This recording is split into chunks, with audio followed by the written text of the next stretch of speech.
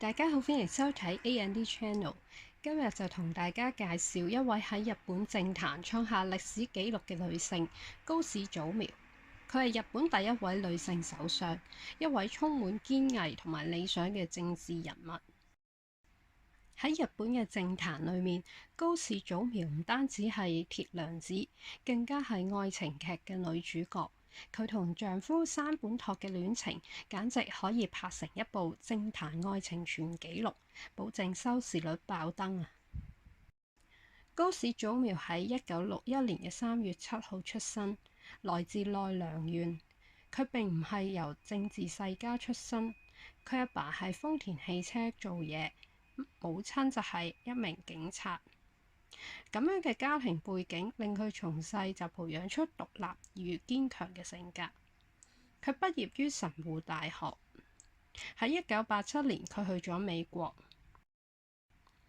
佢曾經表示過自己嘅偶像係英國嘅鐵娘子戴卓爾夫人，咁樣亦都影響咗佢日後堅定嘅保守派立場。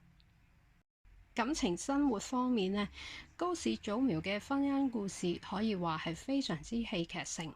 喺03年，佢喺選舉中落敗，準備將辦公室交接到俾勝選嘅山本拓，對方竟然喺交接嘅時候脫口而出一句：高市小姐也讓我一起接收吧。呢一句突如其來嘅求婚，開啟咗兩人嘅婚姻。其實兩個人之前並冇拍過拖就閃婚，而喺佢哋結婚之前，山本已經有3名子女。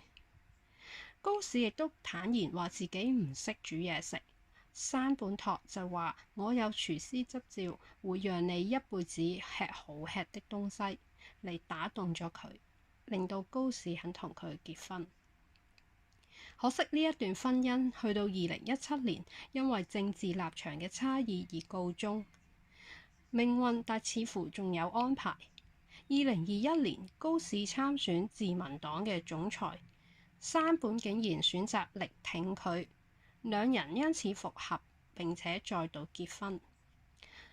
另外值得一提嘅係，山本喺復婚之後就改姓高市，跟老婆姓，成為日本史上嘅第一位第一先生。高市早苗嘅故事唔單止係政治上嘅突破，更加係女性喺男性主導社會中堅持自我、勇敢追夢嘅典範。佢嘅成長歷程同埋感情選擇都展現咗佢獨特嘅人格魅力同埋堅定信念。高市早苗同山本拓嘅愛情故事話俾我哋知，即使喺嚴肅嘅政治世界入邊，都有令人心動嘅浪漫橋段。